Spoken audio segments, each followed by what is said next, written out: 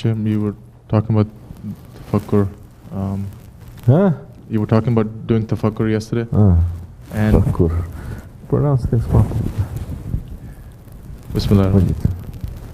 And I was thinking that the ego wants to do whatever it likes, but does not want to accept the consequences or the blame for that. How do we train the ego to accept the blame? Smack yourself. How you make your ego? You think you have a choice? It's because you're spoiled. The person wants to do as he likes. He can when he's 5 years old, maybe 6 years old. So you do anything you like. It's okay because the whole house, the whole family is supporting it. You want to lie? It's okay. You want to cheat? It's okay. You want to break your things? It's okay. Go to school and do that as a young kid. Can you do that? No. Why? Because there are consequences. It is not theory of consequence. You do that, we'll punish you. This world is run by Shariat, by law. This world is not run by Rahmat. This is dunya. It is not run by Tariqat. It is run by Shariat. Do you understand? By law. America or China. Russia or Africa, let's say. Or any other countries. It is a law. This is the law we put. You follow. Oh, we follow, but we still get punished. It's okay. We make a new law. Some corrupt governments are saying. They're always changing the goalpost. And the people start to believe that. Like that, and they have to live. But when you're so spoiled, that means you do something and you don't see the results. You don't see the consequences. You get away with it. You know, like some of our brothers, they do everything wrong and they say, how do I get out of this?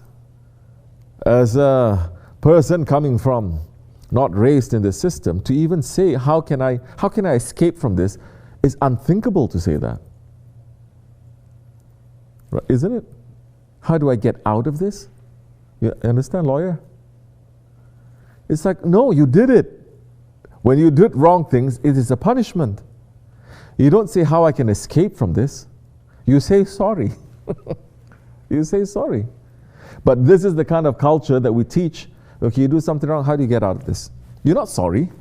You're just looking how to escape, how to be slick, meaning that there is no consequence to you because it's not touching you. It's touching other people, who cares? But it's touching you, oh, you're going to stop doing it. You're not even going to see how I get out of this. Yes or no? So, you want to have your ego to, then go ahead. You're running to the fire. We're saying you're going to get burned.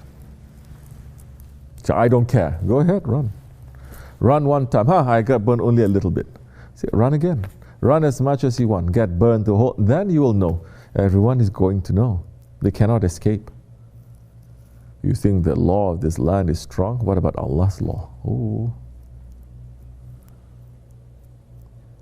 So what are you telling yourself? That you can always get out of it? If you can always get out of it, then that means you will always do the wrong thing. Not the right thing. You always do the wrong thing because it's for your pleasure. It is for your benefit. Why do the right thing when doing the right thing is not going to give you any benefit? Cheat and lie. You can get away with it. That means I'm innocent. Then cheat and lie again. And cheat and lie. Is that how Allah has created man? Our hearts cannot accept it. We cannot. So, look to see. You do something wrong, look to see. There are consequences. No consequence, smack yourself. Say, this is wrong. Don't just shrug your shoulders and say, it's okay. We make it a little bit easy here and there. We say, you do something wrong, run to do something right.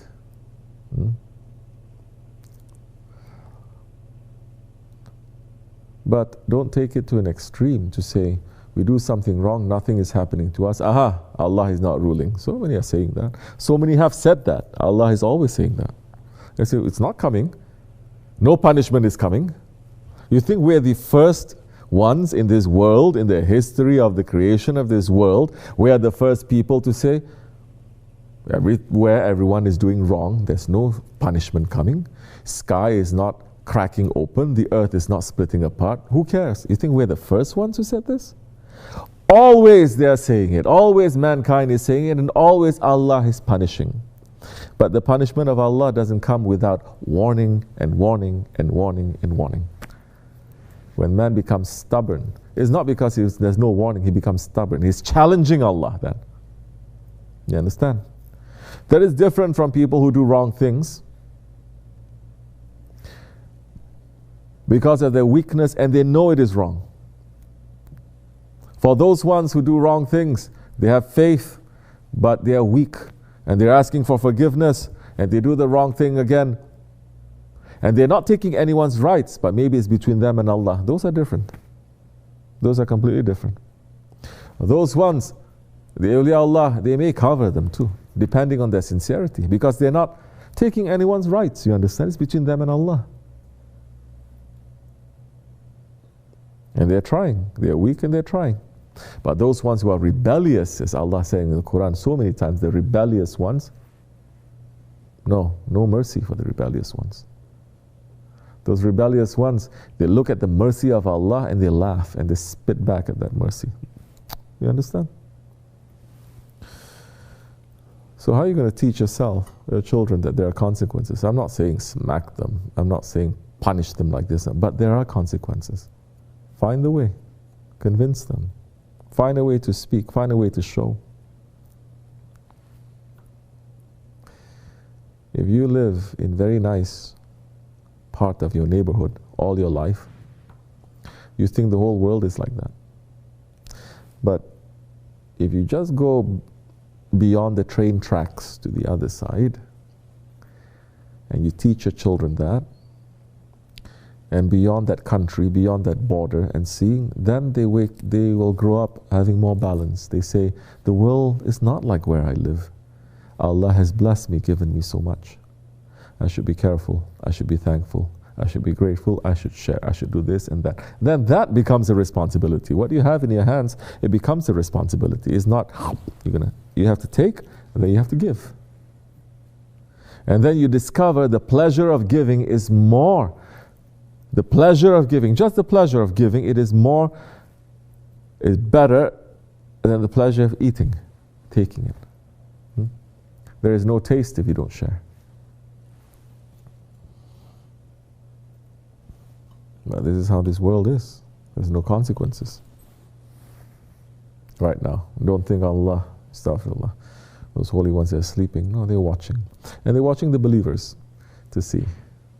So where are you going to be? Believers are looking at unbelievers. They're doing all these wrong things. They become more powerful, more rich, more this, more that.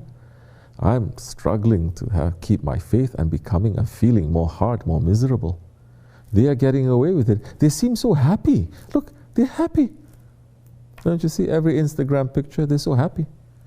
Every big bok, TikTok, bok, and they're so happy, everyone. That is the world.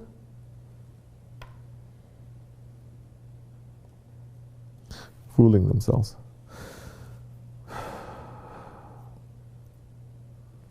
So you want to continue? Your ego, let it to be? Continue. Especially in this way, we'll put accelerator. One man came to a saint and said, "Oh my Shaykh, I want to quit smoking, but I love smoking so much." Shaykh is saying, "How many cigarettes you smoke?" You're saying, "I'm smoking 20 cigarettes." He says, "From now on, smoke 80 cigarettes a day."